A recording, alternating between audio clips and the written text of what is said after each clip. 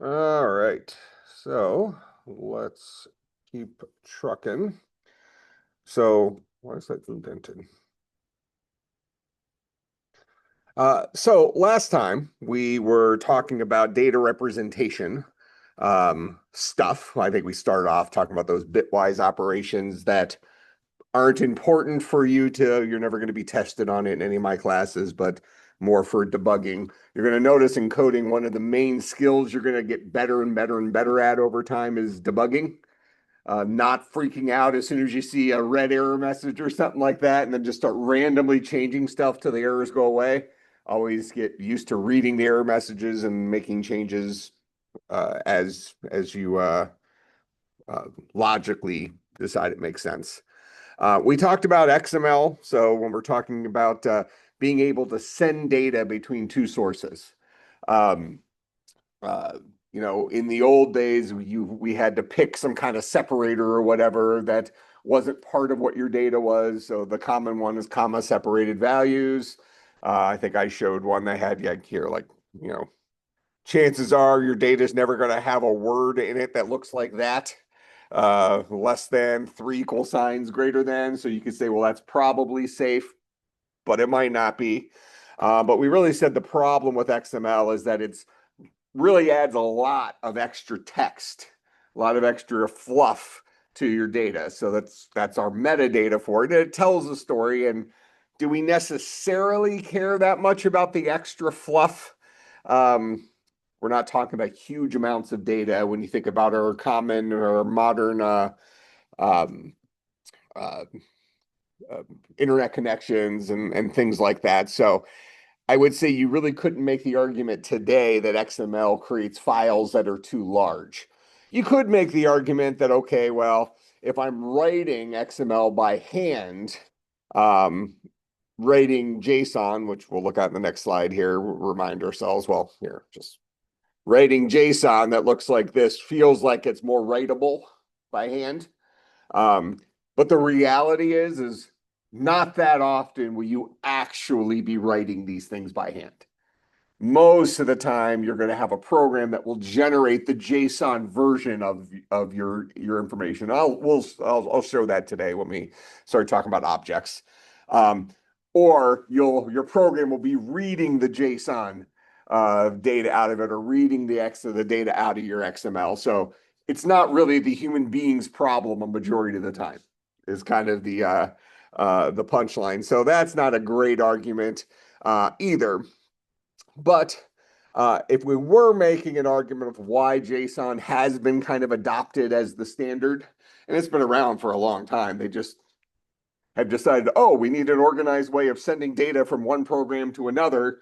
Let's use JSON because it already exists and it's used to organize data. JavaScript object notation. So, um, is that this looks more like programmer stuff. So if you're a coder and you're used to C-based languages with opening and closing curly braces, where yes, Python doesn't have that. It's one of the few languages that doesn't actually. Um, Basically, whenever you would have put a colon and then hit tab on the next line, it's a curly brace in most languages. But if you're coming from a C programming background, C, C++, Java, C Sharp, Objective-C, Swift, um, this is going to look programmy to you. So it might be comfortable for a computer programmer. All right, so all these things are just for us to think about. If I have data and I need to send it from point A to point B that's not in the same program, then I need to have a way of organizing it so I can send it. Before long, we're going to be talking to API providers, data providers. I usually use like a free Pokemon one or something first, but we'll go down that road when we get to it. But we'll be asking for data, like give me the list of all the Pokemon, and it'll give me this giant JSON wall of stuff, and then we can go through and parse it and create our program that outputs the stuff and things like that. So our programs will be working with JSON, but it's not really the programmer's problem. That's just the how the data was organized and sent to us. All right, so then we started walking through this idea of, okay, well, when do I use different tools? What's the right tool for the job? So we talked about so this goes back to that slide from week 1 of class. How do human beings solve problems? We remember stuff, we ask questions, repetition. So when we're talking about remembering things, we're thinking about variable types, things where we can put something somewhere and then refer to it later. And we have different kinds of ways of doing that. Our default is just a plain Jane variable that is just a name value pair. It holds a single value inside of a single variable name. Well, then we have this idea of a string, which is a collection of characters. But really for us, we're not thinking about that so much as a collection type as much as we're just thinking of it as I need a way of storing words because I'm a person. And we're representing words and stuff like that in our programs, or reading in from a file one string at a time and stuff like that. So it's more of a human compatibility thing. A list is more of a general purpose string. Instead of being locked into just having a collection of characters, you can now hold all sorts of stuff inside of a list. Now, Python's list type is very flexible, as is most things in Python are fairly flexible, which again is one of the reasons why I don't necessarily like it, because beginning programmers kind of get away with some stuff accidentally that you maybe wouldn't get away with in other languages. You might still have the wrong result, but you didn't get the error messages. So you're 45 minutes down the line when you actually introduced your error a while ago, but Python's not complaining about it. In most of our languages, we have this thing called an array, which is much more fixed. And I'm trying to look here. Did we?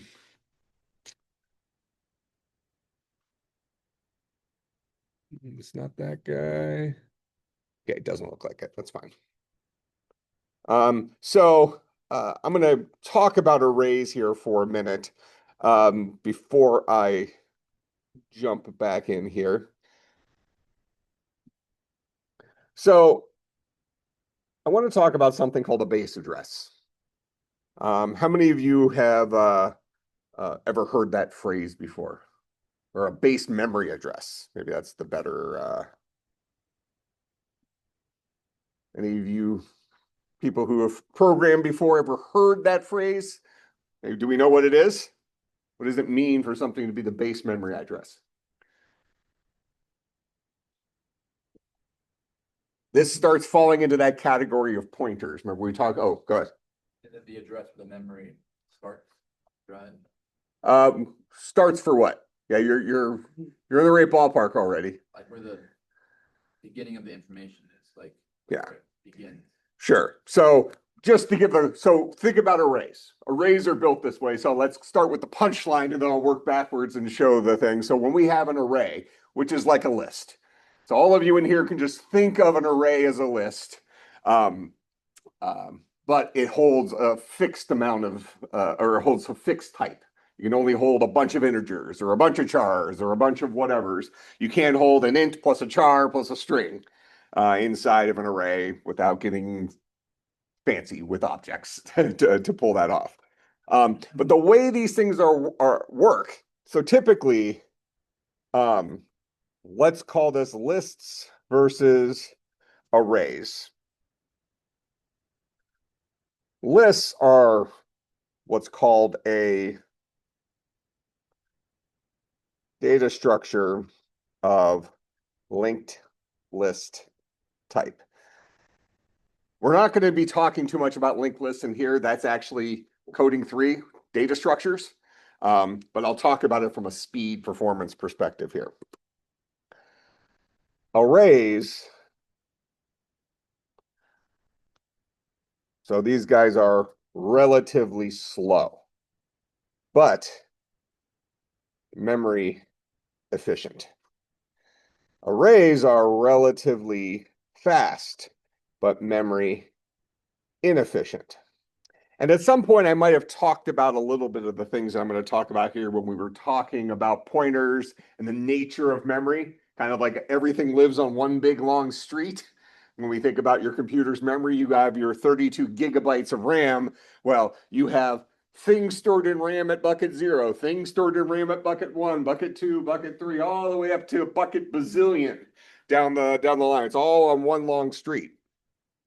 Well, we say arrays are relatively fast, and it's because they are stored in something called contiguous memory. Anybody know what contiguous memory means? When you hear the word contiguous, what does contiguous mean just in general? Continue, something like that. So contiguous memory is memory in a row right next to each other.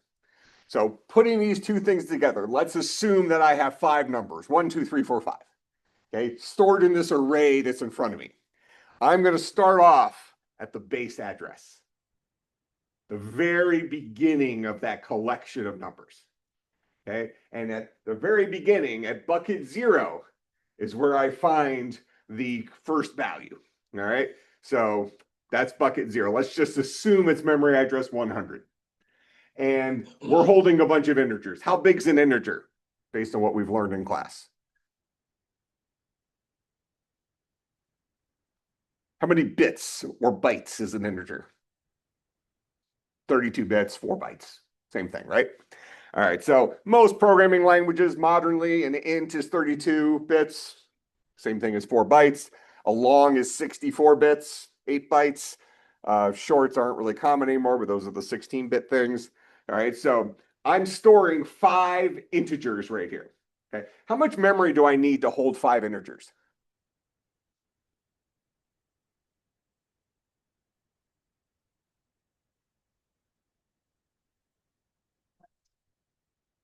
Okay, so 4 bytes for 1 integer. I need 5 of them. Times 5 gets me 20 bytes, right? So 5 times 4 bytes equals 20 bytes. All right, so what's been laid out in front of me for this array is 20 bytes of memory has been reserved for this collection. And it's reserved in contiguous memory, buckets right next to each other. Okay, which means if I go to the base address, the very beginning of that array, and I take an integer size step, a 4-byte step, I'm now at bucket 1. I'm now at bucket 2, so on and so forth. All right, so why is contiguous memory a valuable thing for arrays? Why does it make it faster? Go ahead. But asking different questions. Okay, go ahead. Ask the question. No, wait, ask your question again, sorry. Well, you can ask your question, then I'll. No, I didn't have a question. Oh, you don't have a I question. thought you were asking a different question. Oh, you thought I was asking it. Which one did you think I was asking? The memory inefficient, Oh, okay. We can ask. I'm going to ask that one next. So why are arrays memory inefficient? because you have all that space held up, it's not filled. Okay. So in most programming languages, so this is again why I don't like Python. Beating a dead horse. If I were creating that integer array to hold 5 things, I would do something like int array AR is equal to new int array 5. And what this would do, this reserves enough memory in a row to hold 5 ints. So I'm effectively talking to the operating system. I'm going to say, hey, yo Mac OS, yo Windows, yo Linux, whoever is handling my memory manager. I'm saying I need some RAM, or I need some RAM. How much RAM? I need 20 bytes. Why? Because I need 5 ints, and each one's 4 bytes. All right, so the operating system is like your real estate agent there. It's going to go kind of walk around town, walk around the 32 gigs of RAM, and try to find 20 bytes in a row that's not being used. Find you a plot of land that's not being used somewhere. And what it's going to do is it's going to send you back the base address. Where can you find this? Like if you're shopping for a house and the real estate agent says, hey, you want to go take a look? It's 123 Elm Street. You can go to that address and see the entirety of the house, right? Not just the front corner of the yard where the house starts, maybe, whatever, we're getting a little loose on the connections here, but, so the operating system goes and gets you enough memory in a row and brings it back to you. But as he said, at this point, I've built an array, but I haven't put anything in it. So it's kind of like I just bought a plot of land to build a house, but there's no house on there yet. That's wasted land until I do something with it. Make sense? But nobody else can use that land. So we can say it's memory inefficient from that perspective. A secondary perspective for that, if we just keep going, let's say we do build that house and we build a house to literally maximize the footprint of your land. So every single wall is right up against the is right up against the edges. Houses don't really work that way. You got easements and all sorts of other stupid tax stuff. But let's just assume that it's stretched all the way to the edges. And then you're like, okay, well, I want to put a new patio in the nice landscaped patio at the fence and all this stuff. That's going to take up more space going into land that you don't have. Now, if I were to build that, do you think my neighbor would be happy if I just start building in his yard? But I don't care. I'm a lot bigger than he is. Actually, I had this conversation with my neighbor recently. He's a nice guy. But so in any case, that's not a doable thing, right? You don't just build into the yards around you. You don't own that space. The operating system didn't give you that space. So if I want my house with that patio, I need to find a new plot of land that's big enough for my existing house, plus the extra stuff I want to put in there, and then rebuild my house over on that plot of land, plus the patio. Memory inefficient, right? We can go destroy the old house because I'm done using it, but we just had to rebuild an entire house just to add a patio. That doesn't seem very efficient. Now, again, computers, lots of RAM, really, really, really fast. Who cares? They're doing the work, not us. We're not losing sleep over it. But technically, we would say it is memory inefficient. We're not being very good stewards of the memory. All right, so now that's the weakness with arrays. So before I go to the speed thing, if I said that lists are memory efficient, and this one might be harder for somebody to answer since it's a data structures kind of question. Anybody know why linked lists are more memory efficient than arrays?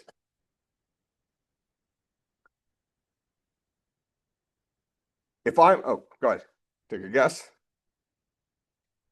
Pointer, objects. Yeah, I mean, I think you're sniffing around the right area. Yeah, so the way linked lists work is you say, I want to create a collection of stuff. So in Python, we might say my list is equal to the empty list, right? So right now, that's a list that has nothing in it. If I want to add something to that list, I can say my list dot append a one. Now a one will be onto that list. So you got a couple other ways of getting things into a list, but let's just go with that. All right. So that list just went from a size 0 to a size 1. All right. So I had, I guess, no land, no land reserved. Now I have a little tiny plot of land that I could put a single number in. But now I want to say my list dot append a 2. So now I need a little bit more. I've gone from needing 4 bytes to needing 8 bytes. If this was an array, I'd have to destroy my 4 bytes, find a new plot of land for holding 8, and put the 1 in there and then add the 2 for the extra space. And as soon as I add the next number, I had to destroy again, right?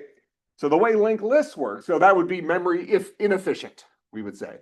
Linked lists solve that problem by saying, okay, you originally have a list with nothing in it. No problem. I don't have to remember anything right now. Okay, now you want to append that one. No problem. At that point, we will generate a place. We're going to ask the operating system, I need a place in memory to store a single integer. So I need a single 4-byte place in memory to hold that. It's going to send it to me. That's my base address. So the 1 goes there. Now, as soon, go ahead. Is that why in C# you can't append arrays? Because Correct. you have to read your memory. Yep. If you're in C#, I think has an equivalent to Java for something called an array list, which effectively is a wrapper around an array. that just does the destroying and copying over for you. It probably also reserves a little extra to, figure, okay, you thought you only needed this much space, but we're going to give you a little bit bigger backyard for that when your wife wants to get that patio. It's hitting very close to home. It's 25 grand for a patio. Oh man. So, in anyways, so I now have my single little plot of land here that's holding my 1, 4 bytes big. But now I want to hold the 2. Instead of having to destroy this land, going and finding 8 bytes, I just have to have 4 bytes someplace else. Just another little tiny plot of land somewhere in memory to hold the 2. And then this guy needs to know how to get there. I need to know the address. So it's like a scavenger hunt, right? You go to place A, and it's like, oh, okay, now you want to get to the 2, it's way over there. So you run through memory to that place, so on and so forth. So you're being very memory efficient, since at all points in time, you're only asking the operating system for one more little storage place. And is it more likely that you're going to find 4 bytes free somewhere in memory than 100 bytes free somewhere in memory? I mean, we're talking about relatively small amounts of memory here, but as your RAM starts filling up, you got every single application on your computer open, whatever, and memory's tight.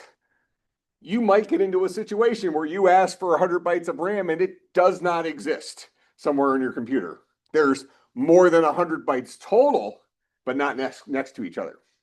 So a linked list lets you not require them to be next to each other. Instead, it lets you link to different places throughout memory, saving memory, but now it's a lot slower, right? Because now I can't just walk one step at a time and go through my array. Now I got to get here, then I got to fly over to that one, which happens fast on a computer, but you got to dereference it and all this stuff to get all your data spots. You also always have to start either at the beginning or at the end. So if we just want to think about it for the beginning, the end is for these things called double linked lists, unimportant here. But if you want to get to bucket 5 of a linked list, you can't just go to bucket 5. Let's say you have a linked list with 10 elements in it. You can't just immediately go to bucket 5. You have to go to bucket 0 and then go travel to bucket 1, then travel to bucket 2, then travel to bucket 3, then travel to bucket 4, then finally arrive at your intended destination at bucket 5. That's slow, relatively speaking. We won't notice. Computers are really, really, really fast. All right. Where arrays are really fast, because if I have an array of 10 numbers and I want to get to bucket 5, the 6th number in that array, I can just immediately go there. Because if I know the base address, if I'm standing here at the base address, how far is bucket 5 from me? I know it's in a line straight in front of me, right? Because we're dealing with contiguous memory, but how far from me is the 5th integer? 20 bytes? Okay, so that means I don't have to walk one integer at a time. I can just say, I'm going to go immediately to this memory address. And that's where my 6th integer, the integer at bucket 5 lives. Okay, so we pick up the speed of that. All right, so everything comes off base address. Go ahead. And then list is the base memory address of the next thing in the list at the end of the previous. Yeah, so the way it works with lists, you don't just store the integer. You would store like this node, like a little box that has an integer in it as well as a pointer to the next place. Okay. So you're storing 2 pieces of information at each place in order to save. So you're actually being a little bit less memory efficient at each individual spot, but you're making it up by being able to sprinkle about the system's RAM. Okay, so the first one, so 0 would have the memory address of 1, and then 1 would have the memory address of 2. The thing that lives at bucket 0 would know where to find the thing that should live at bucket 1. Okay. It has the value that lives at bucket 0 as well as the directions, the address where bucket 1 lives. Bucket 1 would have the value that lives at bucket 1 plus a pointer to the address where bucket 2 lives, somewhere else in memory. And these are relatively unimportant. Like, I'm not going to test you on this. but this is kind of putting in context the memory stuff that's happening under the hood inside your computer. So if we use an example here,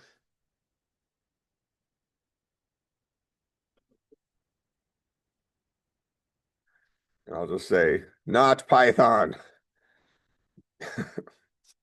but this is applicable to all programming. All right. So if I create an array, so int array AR is equal to new int array of size 10, and then let's say, blah, blah, blah, fill the array. So we'll just assume the array is filled up with stuff. All right. So if I started, so let's just assume that this guy creates base address 100, just to keep the math easy. All right. 100 in hex. That's our memory address of the very beginning of the array. So if I want to say AR at bucket 0, I want the very first thing in the array. This guy is actually saying, give me the base address of AR, add to it 0 times the size of an int.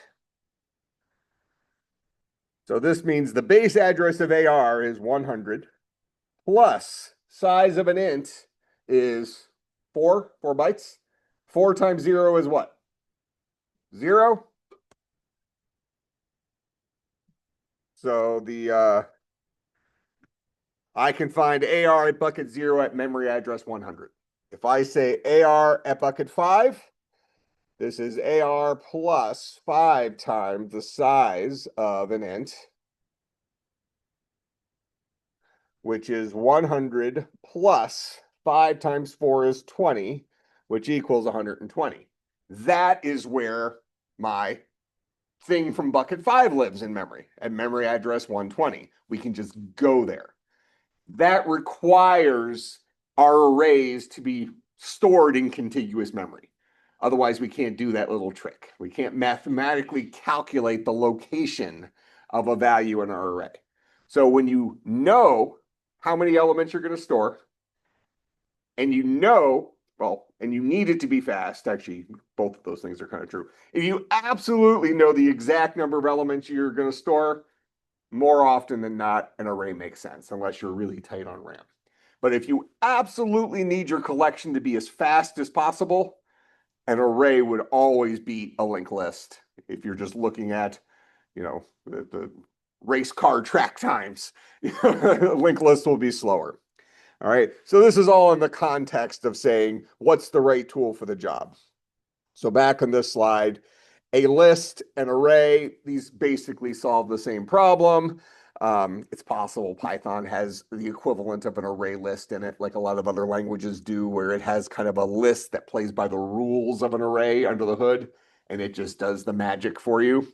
But as modern day programmers with computers with tons of RAM and computers with really high powered processors with lots of cores, at the end of the day, this is never going to make a difference for you. And if at some point in your research career, it eventually does, like it actually does make a pretty big difference these days with like AI stuff, because you're working with humongous data sets where you do run out of RAM. At that point, you will be advanced enough to just use the right tool. Go ahead.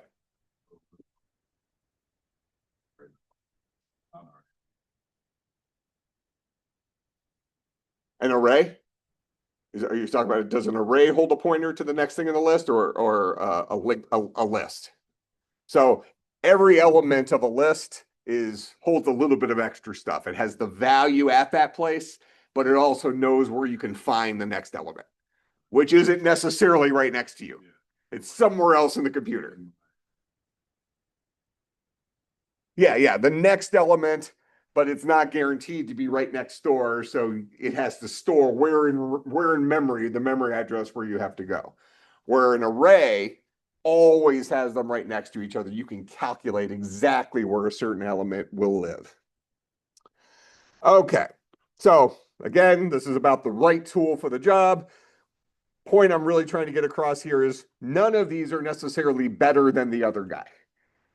It's problem are you actually solving? You only need to store one piece of information, put it in a variable. You need to store a word, put it in a string. You need to store a collection of information. You might put it in a list, especially if you don't need to label the information, because lists are just going to hold the data generically.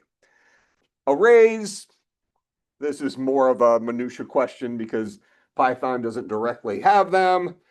It really doesn't matter in modern languages because our computers are really fast, but just know in the back of your head that there technically is a little bit of a how was this built under the hood difference between a couple of our similar collection types. Linked lists and arrays are just built a little bit differently, and from the end user's perspective, you may never notice, okay, or care.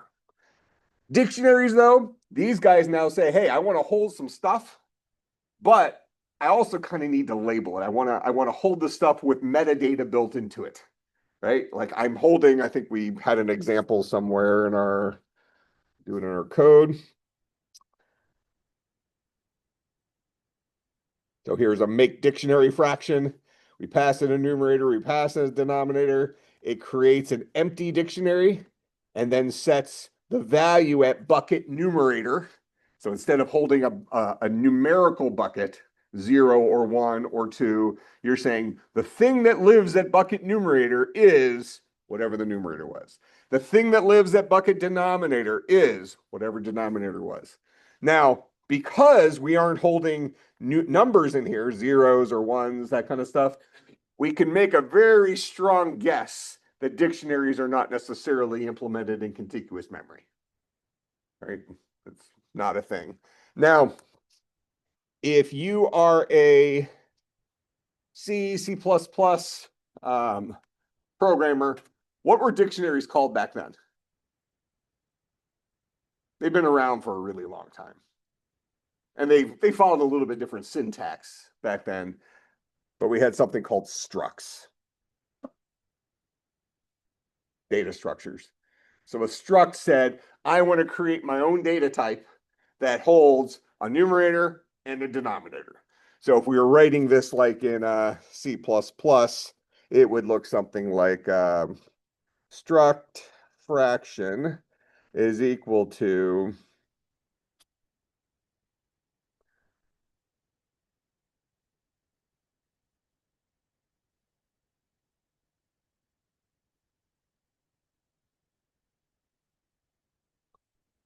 like that. And then we can say struct fraction f1 dot numerator equals 1, f1 dot denominator equals 2. And that effectively is giving us the same thing as a dictionary. I thought I had already logged in. Just not very happy. All right, so that effectively builds for us a dictionary back in the 1960s using things called structs. All right, and that'll pop up again. I'm going to talk about structs. This kind of brings us up to the end of last class, just kind of reiterating those things. And what we said was the problem with dictionaries, which is also the problem with structs, is that they can hold values with metadata, but they can't do anything else. So if we want to create this program that lets fractions work with each other, so I can have one fraction and say, I want to add myself to this other fraction and producing a brand new fraction, which is the sum of the two fractions, something like that.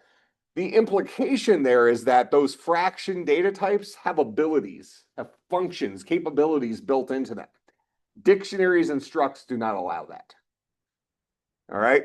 So when we hit this wall, when the programs that we were trying to solve in real life were complex enough, we needed to invent something more. Go ahead.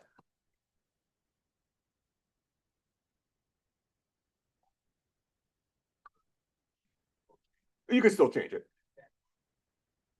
Yeah, they're called keys, and there's not a guarantee in how they're stored. So basically, the definition of a dictionary says, we're going to take care of it for you. We'll store your 7 different kinds of values, or in this case, 2 values. But don't rely on where they live in memory. Don't rely on how we're internally doing anything. When you want the numerator, just ask me for the numerator. Make some sense? Yeah. Structs are the same way. Actually, the way structs were implemented was in contiguous memory. Keep in mind that they kind of came out a long time ago. You know, structs were 65 years ago, probably, when they were invented. Something along those. That's a while. that's a while ago. I probably saw structs for the first time in 1985-ish, 86, something like that. So even back then, you know, a lot newer. Back in the 80s, the complexity of the problems we were trying to solve were nowhere near the complexity of the problems we're solving today. You know, because again, we're trying to learn how to tell this guy what to do. And we solve problems in our computer programming languages using the mindset of how human beings solve problems. Okay, well, every single day or every single week, whatever, we come up with new ways we can make this computer solve problems for us. Make some sense? So as we got fancier and fancier and fancier, we started noticing weaknesses in our language. Where it's like, okay, well, a struct is really nice, or a dictionary is really nice in that I can hold my metadata with it. And I mean, what do I care if it's at bucket 3 or bucket 4? I want the numerator. I want the denominator. I don't care how you store it, just give me the numerator. But that idea that it is not doesn't have any other capability other than storing the data along with the metadata, we might want more. Because remember, when we were talking about the procedural telephone versus the object-oriented telephone looked like a telephone, where the procedural telephone was a pile of wires. If we start looking at our code here, this is starting to look like a pile of wires. You know what I'm saying? Just code strewn about all over the place. We can follow it. It isn't that out of control yet, but we have two separate sets of things. We have how are we representing fractions, and then we have here's a bunch of functions just laying out in the toolbox that operate on fractions, instead of having them all self-contained in this little object. All right, so that's where we get into the concept of an object.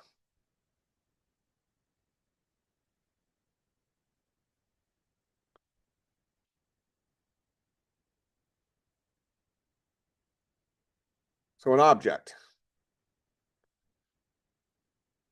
we're going to say like a dictionary / struct,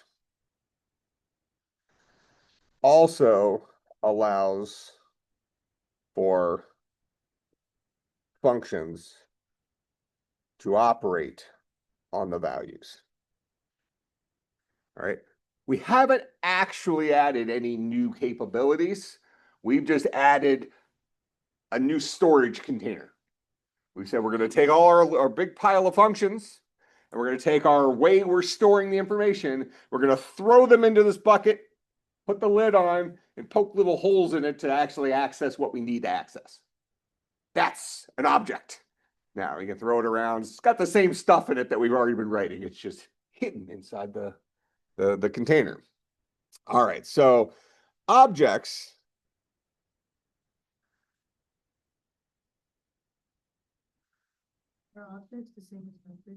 no, methods are the same as functions. Objects are objects.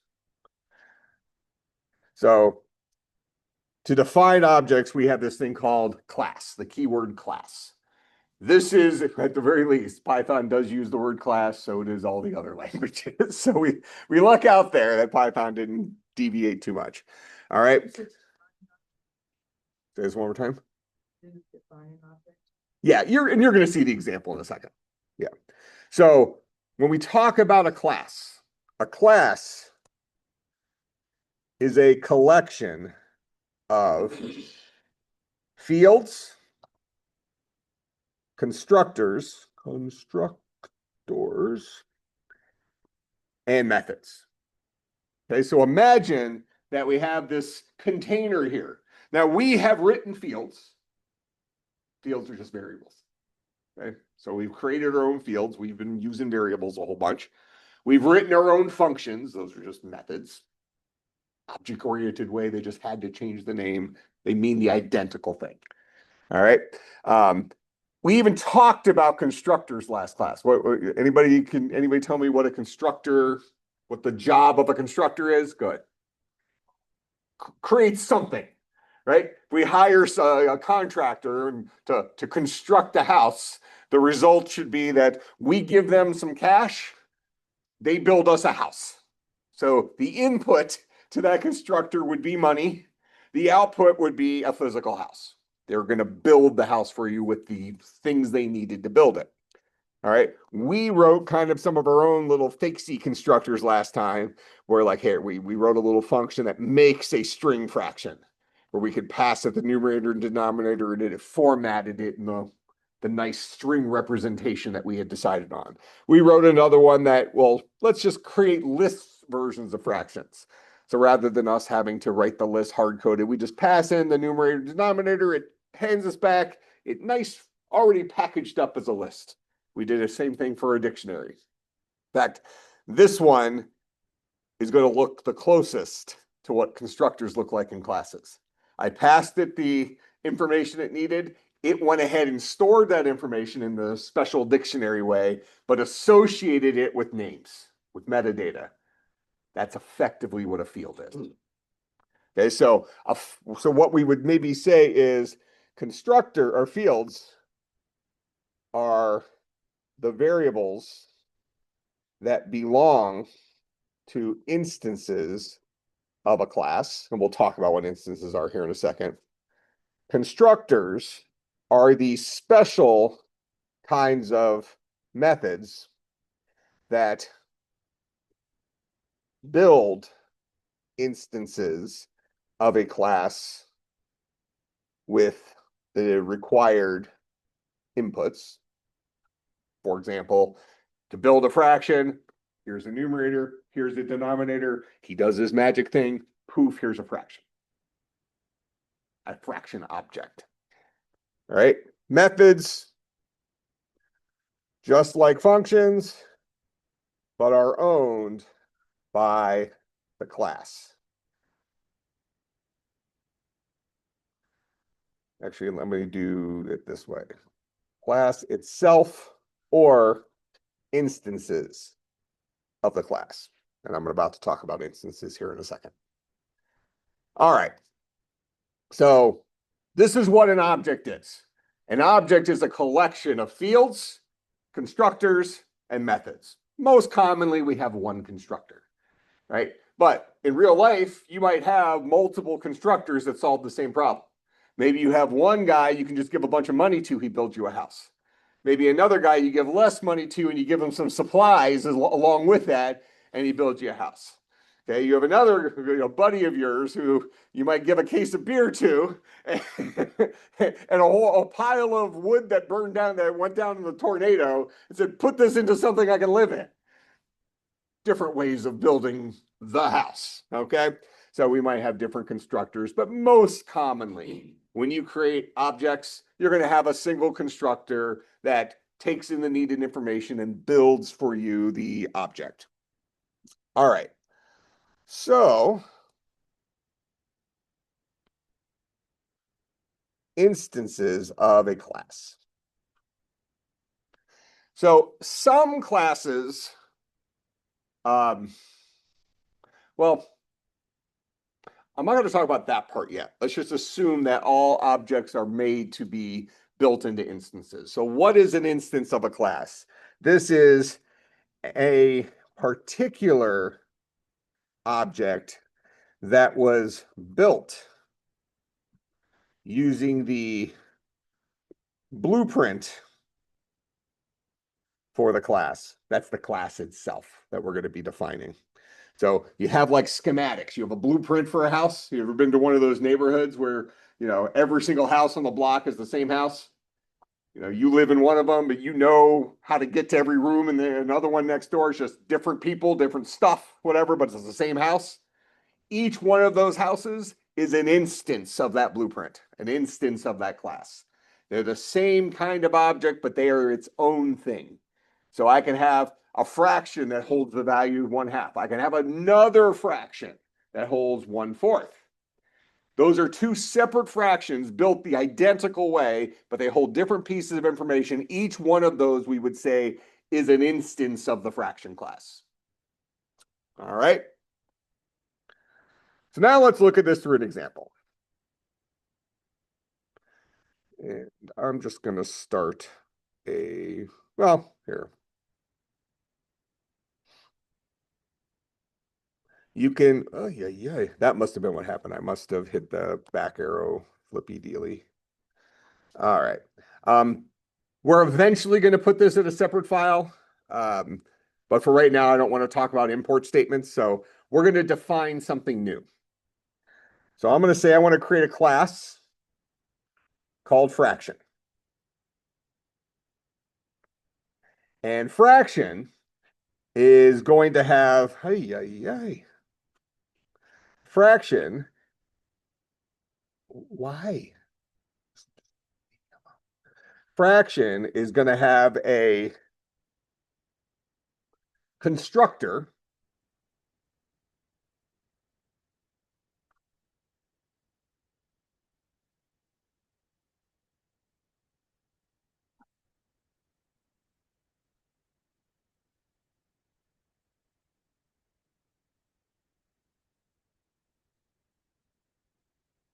like that. And I'm going to get rid of all this stuff. Why do you keep doing this?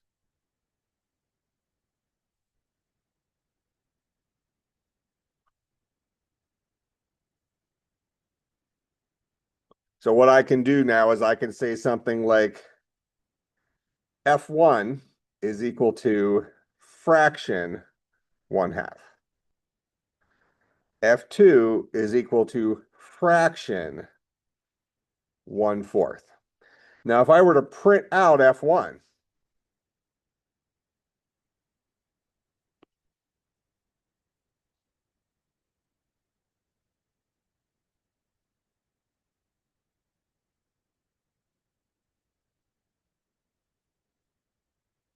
function takes no arguments. Oh, it's, yeah, before and after.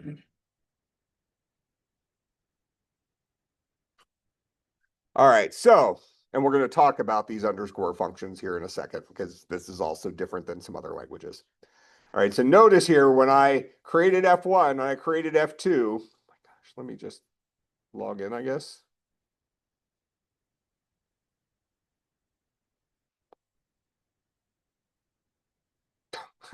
I have to scan this. Ay, ay, ay.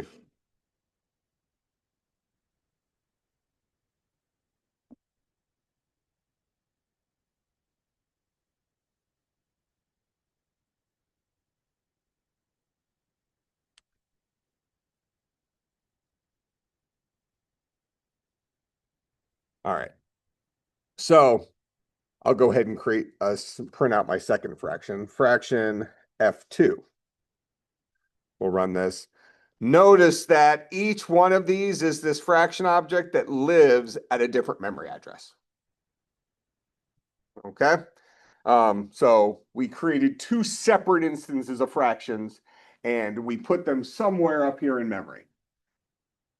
Now I can say I want to print f1.numerator, and this should give me 1.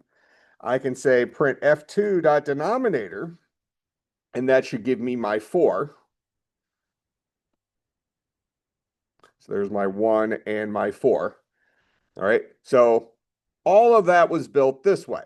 So now at this point, we really haven't done anything that differentiates this from a dictionary, except introduce these underscore flippy dealy things and this weird word self, which we'll talk about here in a second.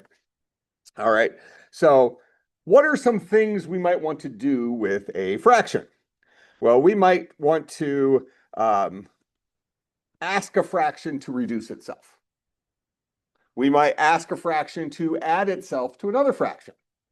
So maybe we say we're going to define add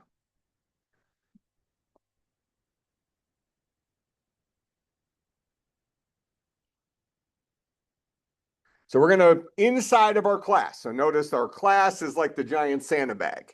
Inside of this class, we have this constructor. We also have another function that we're writing right now. These guys right here are the fields. I'm going to come back and talk about those in a minute. Go ahead. It is, same thing. Yeah, well, it's a hard concept to understand. I'll be explaining it multiple times, and it's one of those things I'll just keep asking you about. What does self mean? Blah, blah, blah. All right, so if we want to add two fractions to each other, first thing we need to do is we need to get the common denominator, right? Okay, so first thing I'm going to do here, though, is I'm going to say I want to print self, and I want to print another fraction.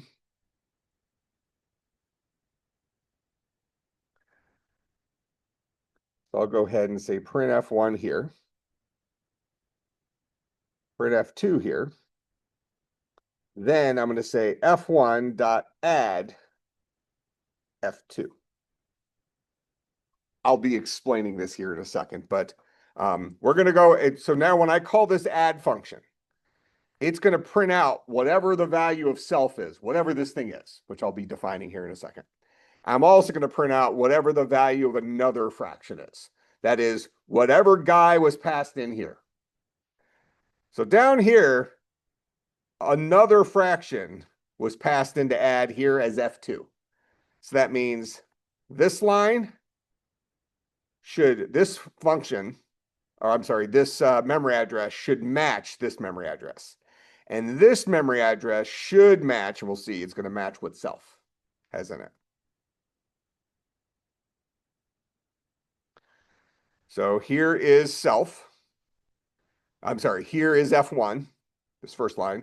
Here is F2, the second line. Then we called add. The first thing add does is it prints out self.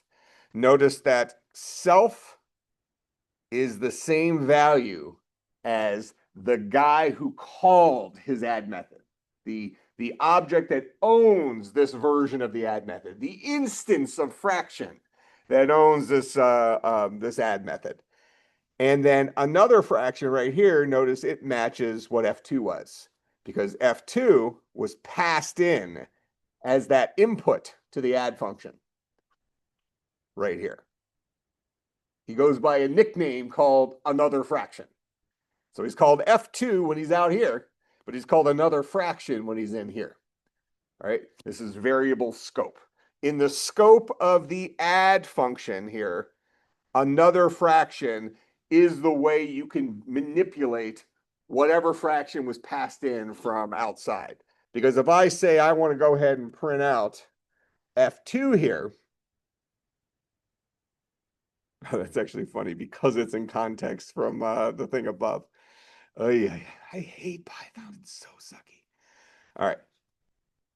I'm just not even going to go down that path. All right. So in any case, let's talk about the self keyword.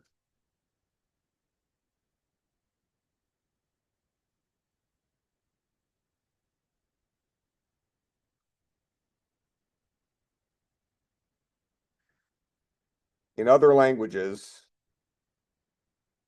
it might be called this. An old language, Visual Basic, called it me, M-E, which actually is not a bad thing once I explain this. So self is how an object refers to itself from within itself. What that means is when I am inside of this add function here, and I want to talk about my numerator, self dot numerator, that is the numerator owned by me. I am inside of this particular instance of fraction. The only way I can talk about things that I own is by referring to myself by something. I don't have a variable here that allows me to generically refer to who the instance of that particular fraction. if I say F2 dot add F1, I am adding the same two fractions together. I haven't actually done the add logic yet, but in general, I'm adding the same two fractions together, correct? But I've decided that instead of having F1 call his add method, passing F2 in as a parameter, I'm going to have F2 call his version of the add method, passing F1 in as a parameter. So when we print out self.numerator, self means different things. So I'll go ahead and actually just take that off for now. The first time I called it, self was F1 because F1 was the guy who called his add method. So when we're in add right here, if it's F1's version of add and I print out the value of self, that's going to print out the same thing as F1 is.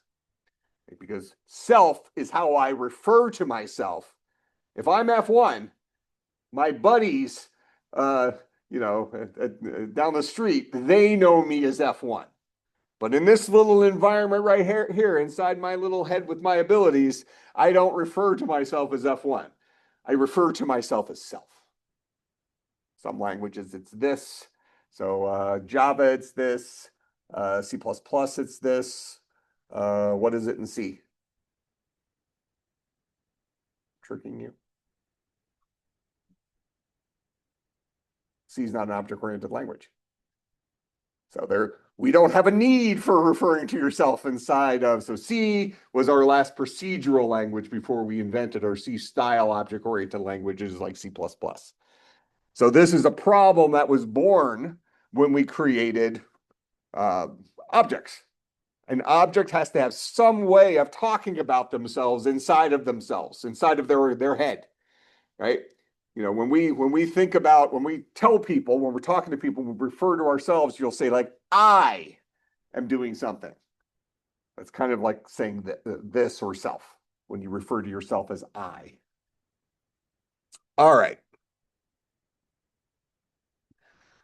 So I have my two fractions and I want to add these fractions together. Now we've written this logic before, right? We need a common denominator from these guys. And we got our common denominator by multiplying the denominators together. So if I want to create a variable called common denominator, and I want this guy to be my two denominators multiplied together, how would I write that?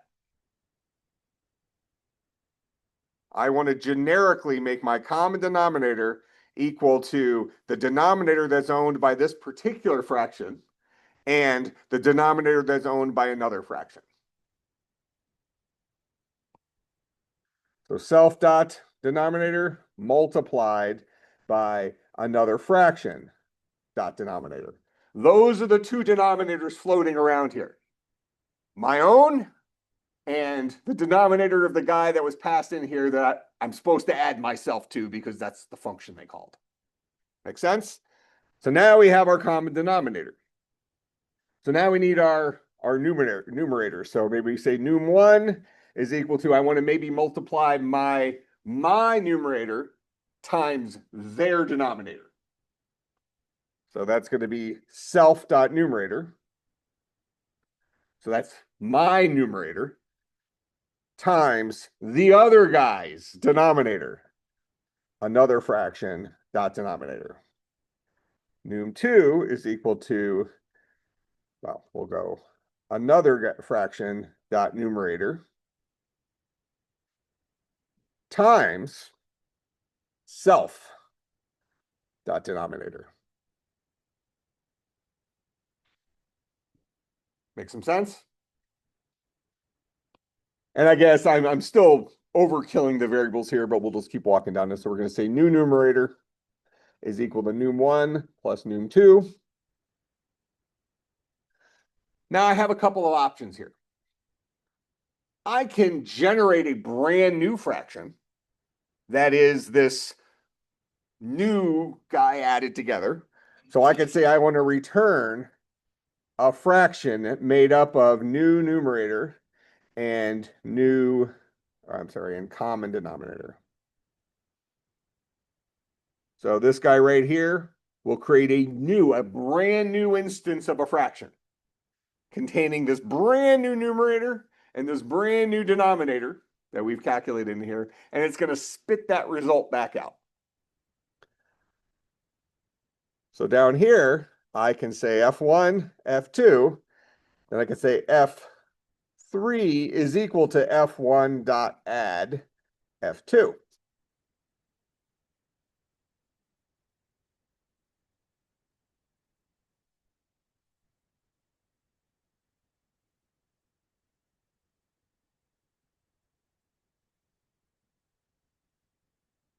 I'll print out all those guys, and you're going to see that now we have 3 unique memory addresses. This was F1, this is F2, this is F3, the new guy that was born. Now, realistically, when you're coding, do you ever care about memory addresses? I want you all to appreciate that they're there, that they're under the hood. The operating system's just dealing with it for us, okay? But they will become important at some point in time in terms of knowing that something is being represented as a memory address versus something being represented as a value. I'll come to you. Let me get him first. Yeah, we're about to do it. Yeah, well, what would be the most obvious way? Write a function called display, right? So I can come in here and I can add another ability to my fractions. I can say, I want fractions, and there is a built-in way to overwrite when this guy gets called. In Java, it's calling this special function called toString. There's a way of doing it in here, but I'm not going to dive into that right now. No. And I'll ask that again in 30 seconds so I don't confuse these the things together as I'm talking about it. So I want to now teach my fractions how to show themselves. I want them to look like fractions, right? So we're going to say for displaying. Now, for a fraction to display himself, does he need any inputs? What do I need to know? I already know my numerator and denominator. Self.numerator, self.denominator. Now, because we are inside of a class, I do have to put the word self in there. The reason is because object-orientedness was added to Python at a later date. This is the way they hacked it to work. We pass self in rather than self just existing. But So when we call self, what are we looking at? Like where in our code, when we say self, is it pointing to bring out what we want it to? I guess I can't really answer that without just saying the same thing that I've said before. Partly what's going to happen is by using self over and over again, it's going to kind of just sink in. But when I say self, if I am this instance of a fraction, I'm F1. When I say self.numerator, I'm talking about the numerator that I'm remembering. When I was built, somebody passed in a numerator and passed in a denominator for me to remember in variables. So I remembered those in my fields. And now when I say self.numerator, I'm talking about the numerator that I remembered. But now if you're a fraction, you're F2, and I say, what's your denominator? You'll still say self.denominator, but your self is different than myself. And that's for 2 different functions. 2 different objects. But this is the same thing in real life. I mean, you and I are different people, right? Yeah. Everybody in here is unique people, yet we're all people. All right. So every one of us is an instance of the human class, right? Okay. Well, maybe not him. Every one of us is an instance of the human class. So when we say self, we're referring to us, ourselves. When I say I, he doesn't think I'm talking about him. He thinks I'm talking about me because I said I. If I talked about him, I'd say you, right? Whatever. So self is that word. That's what it is being used for. If you were built that, yeah, something like that. So let me write this display and show it, then I'll come to you. So we're going to print out we'll do this as a formatted string. Say this again. It's identical to toString. There's a version of toString built into Python, but it's an underscore function that makes things more complicated when we first teach it. When I teach Java, I teach with a display method first too, and then weeks later we look at toString. So this is going to be self.numerator and self.denominator. So if I ask a fraction to display itself, what I want that fraction to do is print to the screen. I'm printing something. I'm printing to the screen my numerator, followed by a slash, followed by my denominator. So down here, if I say, now, would I say print f1.display? Or would I just say f1.display? What would print f1.display do? Probably would give you the, Well, am I calling f1.display? I am. It's getting called, so it's going to print out the 1/2, and then it's going to print out what? The result of what f1.display returns. What does display return? Nothing. So it's going to say none. If I print this out, there's my 1/2, there's my none. It's not a syntax error, it's just not what you were actually trying to do. If I want F1 to display itself, I just tell him, go and display yourself, because his display function has print in it. That's what it does.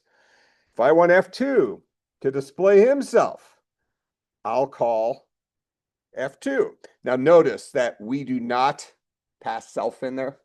So it's kind of like magically passed in by the guy who's calling it. So when we call it here, Python is automatically inserting the pointer that is F2 right here. So that inside of the class, it has access to this variable called self that lets it refer to itself.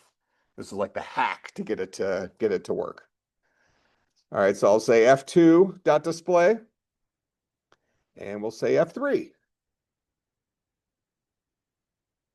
Display. So now F1 should be 1/2, F2 should be 1/4, F3 should be those two guys added together. There's my 6/8. So no longer do we even care about these memory addresses. We never really cared about them. You know, the fact that the operating system put it at this particular memory address rather than that other memory address is insignificant to us, right? Go ahead, what were you going to say? Basically, self, giving yourself access to your own field, basically, capacity function. Yeah, but that's no different. I mean, and this is kind of the problem with self and this is we're trying to make it something special, but it's not. It's how human beings already solve problems. When somebody asks you what's your name, in your head you say, well, what's my name? You're retrieving self.name inside your head. Just like if I asked your name, you would be retrieving self.name, but inside your head. And self.name in your head is different than self.name in my head. So it's not like this new weird coding only thing.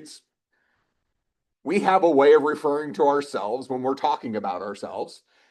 Objects have ways of referring to themselves inside of themselves because they don't have access to themselves someplace else. Yeah, because now it starts getting into language design stuff. Most programming languages, when you create objects, it would just look like this. You would leave the self out. It's the way to get that variable into a non-object oriented language to make it behave like an object oriented language.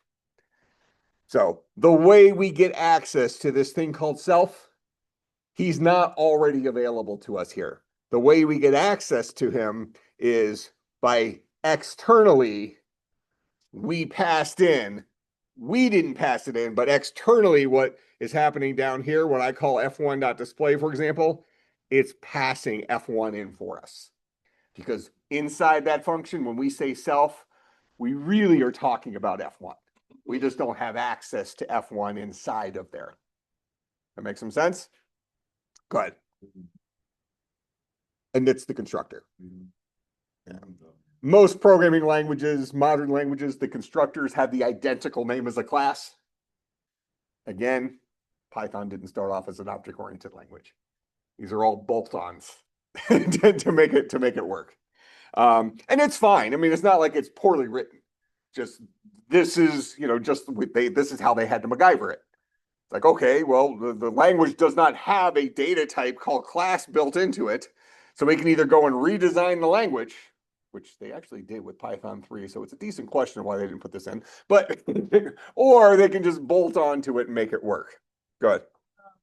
Objects is just a little bit for, using it function. I'm trying to figure out like what is an object, like if you could write it out in code or like say, okay, this is what we write that. This is an object.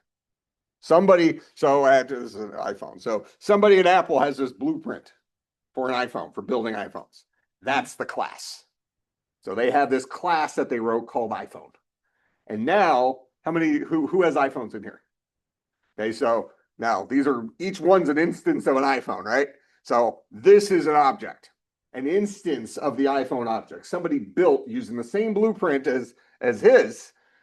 They gave me this instance of an object. So now when I want to do smartphone stuff, I carry this object around, and when I want to manipulate it, I use the public facing interfaces of this thing to use this object to do stuff. So this is an object that does quite a few things, right?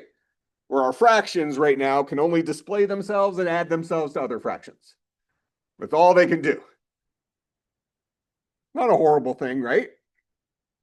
All right, so just before I forget here, I'm going